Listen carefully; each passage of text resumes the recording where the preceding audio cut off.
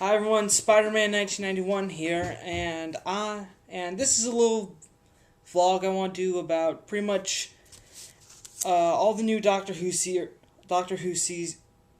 series that came out this past year in 2011. Before I start though, I just want to point out that this isn't a Stetson. It's actually an Indiana Jones fedora. You can actually sort of tell by the little indie logo on the brim, on the little bow thing. And I don't own a Stetson. It's on my shopping list. I was thinking about getting one, but I realized that I'm probably only going to wear it once, and I don't know, this thing does kind of look like it, but it's close enough, and I figured I'd wear it just for this video, because, well, in Series 6, Stetsons are cool. Okay, now back to Doctor Who. This was a pretty big year. I'd say 2011 was a pretty big year for Doctor Who, because we had a new season of Torchwood, a new series of Torchwood in the summer, and in the spring and in the fall we had the Series 6 Doctor Who, half aired in the spring, half aired in the fall, and just recently the final season of the Sarah Jane Adventures finished. Okay, well, time to get started. First off, I'm going to start with Torchwood Miracle Day, because I feel like I could probably take out this one real quick. I mean, in the order of which I like the shows, from least to greatest, my list goes Torchwood, Sarah Jane Adventures, then Doctor Who. Okay, back to Torchwood. This was the fourth series of Torchwood, also known as Torchwood Miracle Day. What happens in Torchwood Miracle Day is it takes place right after the third season, known as Torchwood Children of Earth. Torchwood has pretty much been disbanded. Gwen Cooper is in hiding with her husband and newly born daughter, and also Jack is pretty much making sure that it stays that way by pretty much destroying any mention of the word Torchwood, so that so no one can figure out where Gwen is. What happens in Miracle Day is one day everyone on Earth becomes immortal.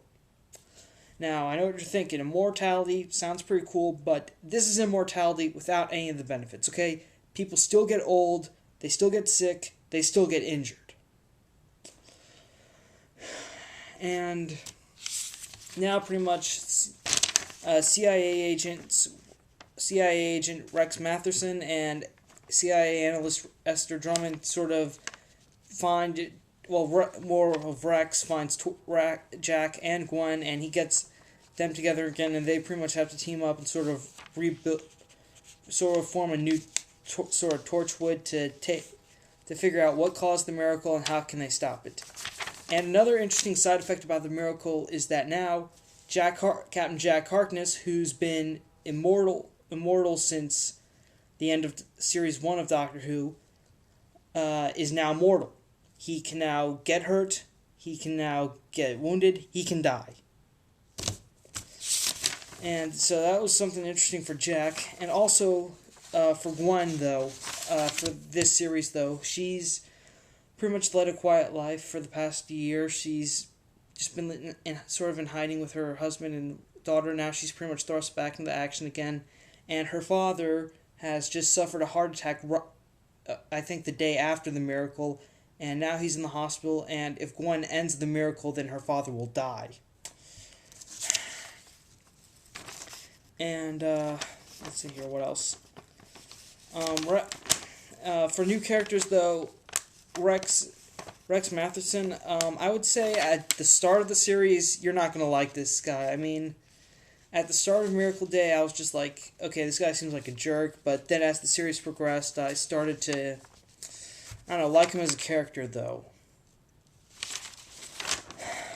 And, I mean, Rex just sort of starts to grow on you, and he starts to kind of, be more of a likable character after, like, maybe halfway through.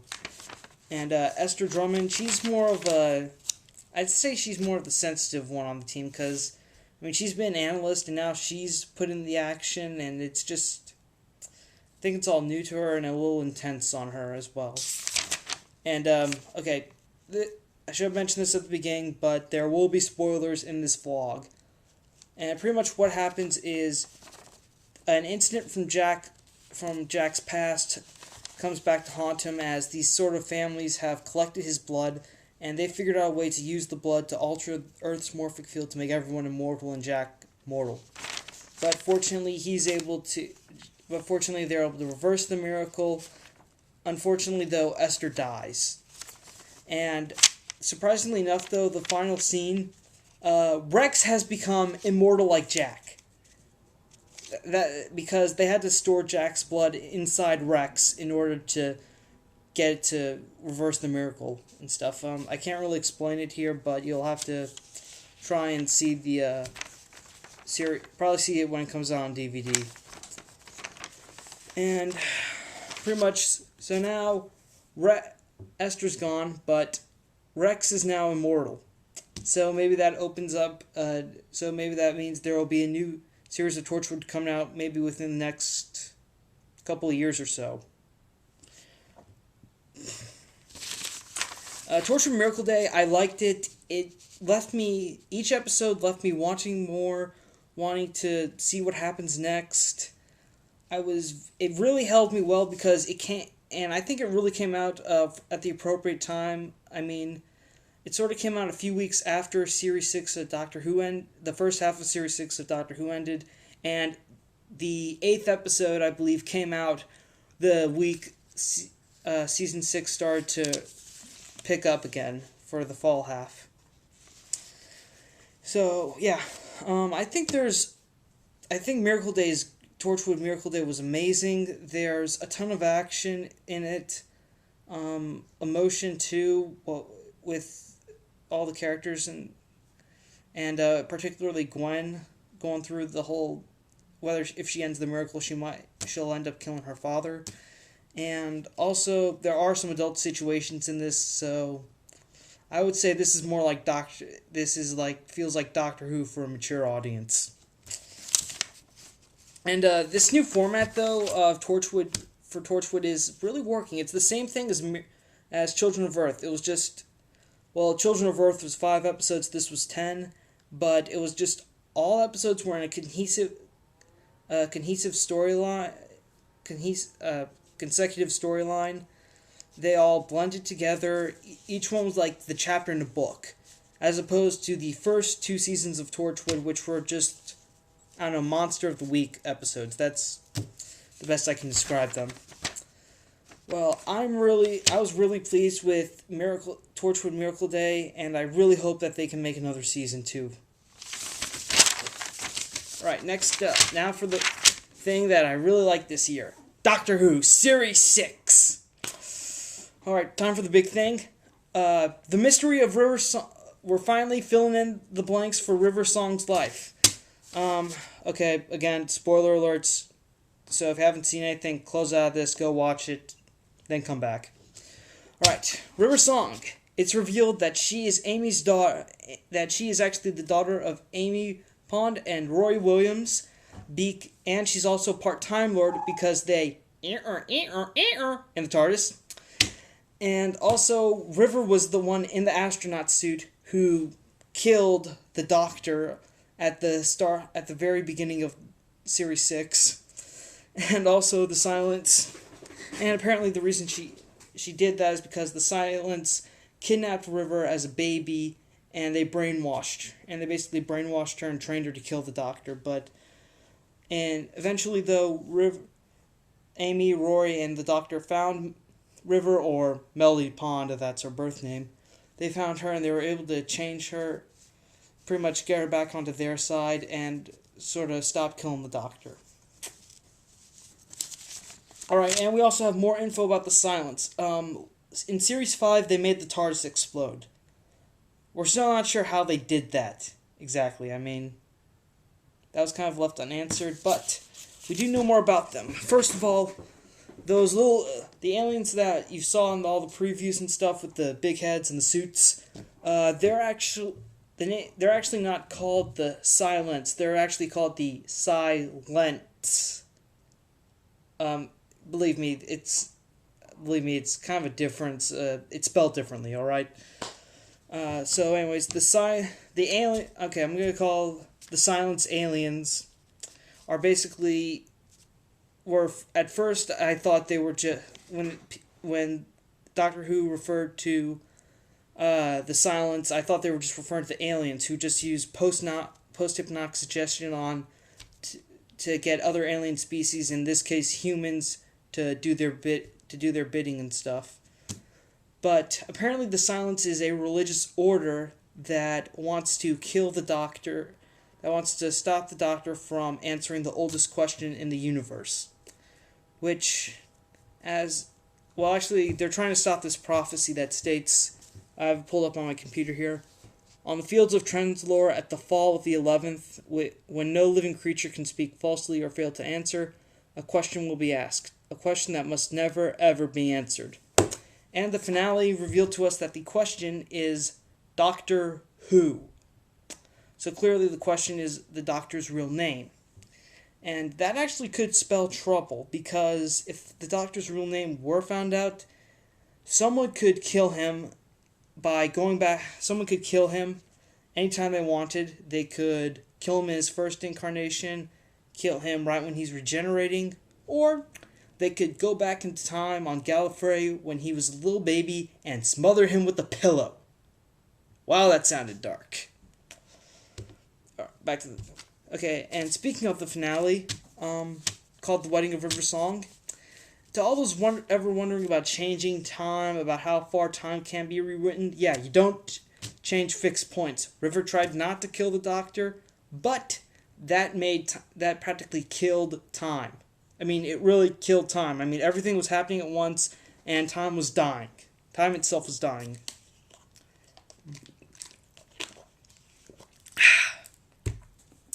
And also, yeah, the Doctor does marry River, but it takes place in an alternate timeline, so does it count? You be the judge. But outside of, the whole River song and Silence thing, Amy and Rory also go through some changes. I mean, now it seems like it's getting more dangerous for Rory and Amy to travel with the Doctor. And The Girl Who Waited, particularly in the episode of The Girl Who Waited, Amy pretty much got left behind, was stuck in another time loop by the Doctor, was separated from Rory and the Doctor because she was stuck in an alternate time loop, and her timeline was accelerated, so by the time Rory and the Doctor got to her, she was 40 years older. And she completely lost all trust in the Doctor. But they were able to change Amy's timeline and stop older Amy from ever existing. And in the God Complex, the main monster of that story was a Minotaur who feeds off of other people's faith. I think that's how it worked. Anyways, all I know is that Amy's faith in the Doctor almost got them killed, and in order for it to end, the Doctor had to pretty much break his faith in Amy, and that was one of my favorite, yet I think saddest scenes, because the Doctor's talking to Amy, and he's pretty much telling her all these things, like, I mean, for a while you think the Doctor's amazing, he's awesome, but he just basically looks Amy in the eye, and he tells him that he's not special, he's not a hero, he's just a madman with a box.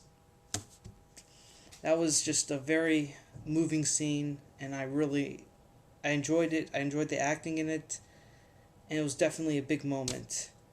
And after that, though, the Doctor drops Amy and Roy off back at Earth, and he goes on his merry way, getting ready to face his death at Lake Silencio. I'll get to the Doctor's death in a minute. Actually, let me talk about... Actually, one more thing. The season... Another interesting thing about the season itself, though, it was split into two halves, which I mentioned back during the Torchwood part of this. The Doctor pretty much... the series was split into two halves, and in one way it was good, because... I don't know, it felt different, but the main reason they did this was... So, I think just to kind of ease the transition, because now, next year, they're going to air Season 7, in the fall of 2012. That's going to be a while. So now they're pretty much changing Doctor Who from a spring show to a fall, bringing it back to something on the fall schedule now. And anyways, for this season, you could watch the two halves of the season separately. I mean, I saw them separately, and it felt kind of good because, well, for season 1, each one kind of had their own little plots that you could, big overall plots that you could focus on. In spring, it was Amy's pregnancy, and for the fall, though, it was River Song's connection to the Silence. Because the first half of Series 6 ended with the Silence kidnapping Melody Pond and going off, and that was also the episode where River revealed to Amy and Roy that she's their daughter. But if you're watching season 6 together, then I would say the overall story is the Doctor's death. Now, the Doctor's death. The Impossible Astronaut opened up with Rory, Amy, and River meeting the Doctor in Utah. And they stopped to have a picnic by Lake Silencio. Then an astronaut comes out of the water, and as I stated before, the astronaut is a younger version of River. Well, I didn't say younger, but it is a younger version of her. And basically the astronaut shoots the Doctor twice. Once to start the regeneration process, and the other during, so that way he can't regenerate. And after that, though, Rory, Amy, and River go back to a diner, and they discover the Doctor's alive, but it's a younger version. The one that died was 1,100 years old. The one that they just met, that they're meeting right now, is 900 years old. So basically, they're all left with this kind of revelation about whether or not to tell the Doctor about his death. And eventually the Doctor does find out. He finds his own death certificate, and he pretty much starts to get ready for it. I mean, after he dropped off Amy and Rory, he kind of had one last hurrah for about 200 years worth, and then then he decided to get ready to face his own death. However, though, the Doctor does not really take that does not really think that he thinks that he can go on forever. Right before he is sort of getting ready to go to Lake Silencio, he realizes that, okay, I can't. He sort of does have a relapse and thinks that he can go on forever. He's got a time machine, and and this is something that's really interesting. First of all, stopping here, in February of this year, actor Nicholas Courtney died. He was very well known in the Doctor Who universe as the character Brigadier Lethbridge Stewart, and they kind of incorporated that into the show by having the Doctor, when he sort of thinks he can go on forever, he tries to get into contact with the Brigadier, but a nurse answers the phone and says that the Brigadier passed away. And that kind of just gets to the Doctor, and it makes him realize that he has to come to terms with his own mortality. And if something does say that he will die, then he can't change it, and he has to accept it. But it's the Doctor, so he finds a loophole. And using this sort of time-traveling robot called the Tessellect, he's able to impersonate himself and control the robot in a way that makes it look like the Doctor did die and has a record of it occurring, and the Doctor himself, though, is still alive. So, yay, but now he has to go back into the shadows. He can't really make himself known anymore. He has to sort of, not make himself known, just say, not call himself the Doctor, maybe just say, go back to using John Smith a lot more often. Okay, so that's all I have to say about Series 6. It was... Oh, wait, no. I still have a few more. This is going back to River Song again. Although we do know most of the stuff is filled in about River Song. Who she is, where she came from, what's her relationship with the Doctor. We still don't know I'm still not sure of two things that I'm still curious about. One, When will she know the Doctor's real name? In Silence of the Library and Forest of the Dead, she whispered the Doctor's name in his ear, his real name. So, my guess is when the Doctor answers the question, Doctor Who, River will be the one to know the answer, and hopefully only River. The second thing, when will River get her sonic screwdriver? Okay, we all know that the day River gets her screwdriver will be the day before she heads off to the library and meets the 10th Doctor, and she'll die. That will be when River Song dies. My guess is, though, that day will occur when Stephen Moffat decides to leave Doctor Who. Okay, that's... when Stephen Moffat either decides to step down or something, that will probably be his farewell...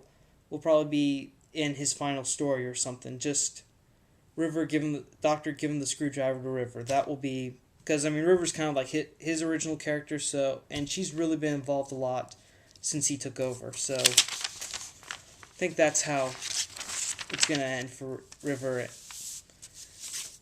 Anyways, back to the Series 6.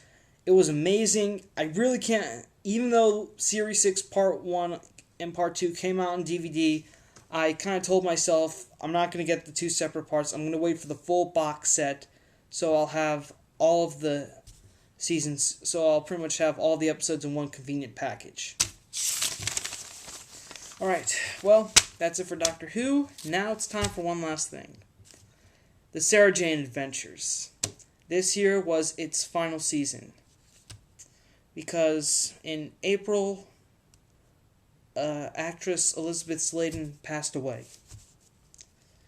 It was very sad news. I think a lot of people were depressed. I was particularly sad for a few days. I mean, it really hit me hard. I mean, it was just really big news to me. I was almost a Doctor Who fan for about a year, and then I got this news that said, she died. I mean, it really hit me close to home because, as I've stated before, Sarah Jane Smith is my favorite companion.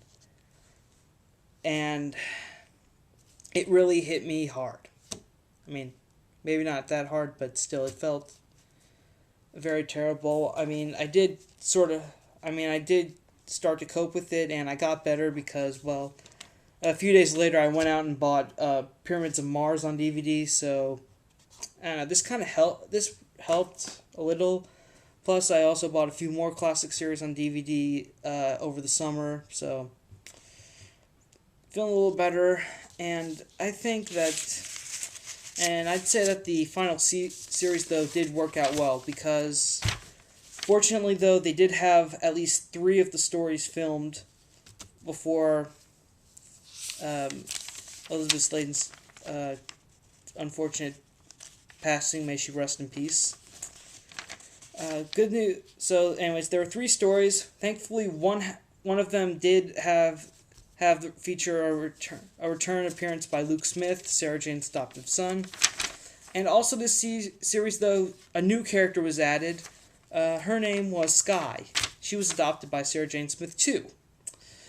Basically, Skye is a lot like Luke. She was she was originally a baby, but then she was artificially aged to a 13-year-old.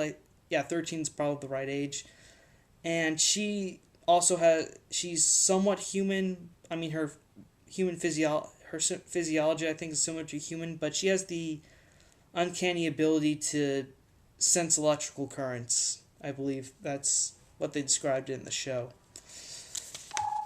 And I think the reason I'm pretty sure the reason they added Skye was they added a new younger character was just to kind of like bring in younger viewers, because I don't know, they've had most of the same kids since the beginning of the show about 5 years ago, and now they just got older, and most of the original audience has now, I guess, started to move on to watching Doctor Who, because I think the whole purpose of the Sarah Jane Adventures is to kind of give kids an idea about what, in case parents thought Doctor Who was a little too scary for their kids, they could just show them the Sarah Jane Adventures, because it's a lot more kid-friendly. I mean, it's like Doctor Who, but kid-friendly in a way.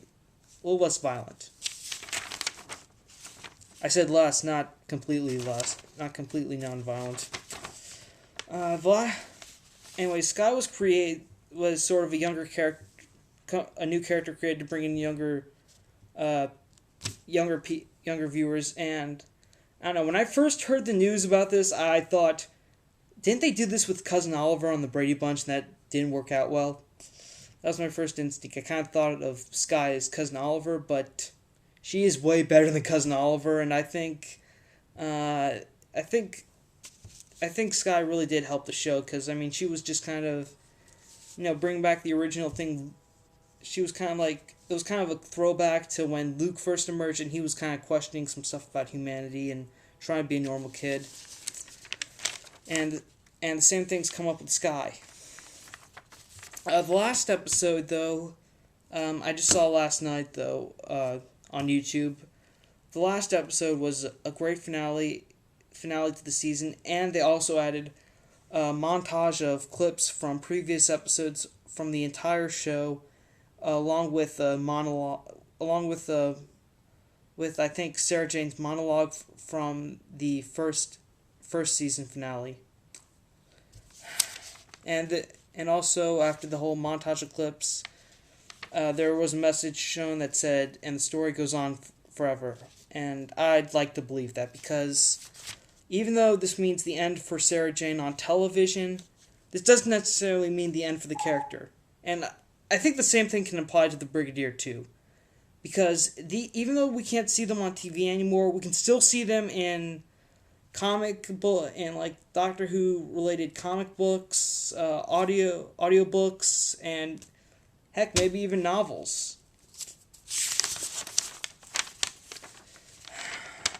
And also, okay, and one more thing about the whole Elizabeth Sladen passing. There was also a special sort of tribute documentary shown after the premiere of The Impossible Astronaut on the BBC called My Sarah Jane, a tribute to Elizabeth Sladen. I think if you look hard online, you can find it. And also, at the beginning of Impossible Astronaut, they had a title card playing for In Memory of Elizabeth Sladen, which was nice. And the documentary, sort of tribute documentary I mentioned, it also features a bunch of Doctor Who and Sarah Jane Adventures actors and actresses talking about how great Elizabeth Sladen was and how they enjoyed working with her.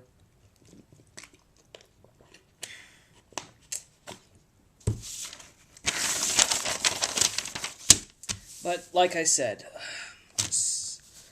I adored Elizabeth Sladen. She was one of my favorite actresses. Sarah Jane Smith is my favorite companion. It's just really, really sad that she's gone.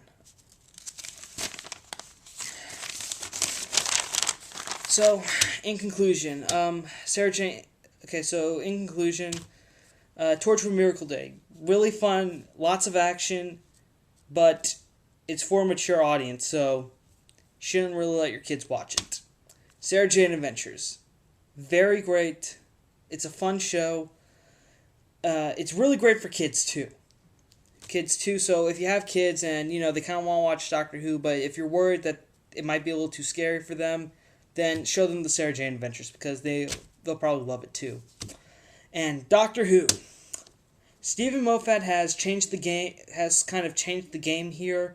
He's given us a ton of interesting stories, and I really enjoyed it. I had a lot of fun this Series 6 of Doctor Who. It was really great. I mean, Matt Smith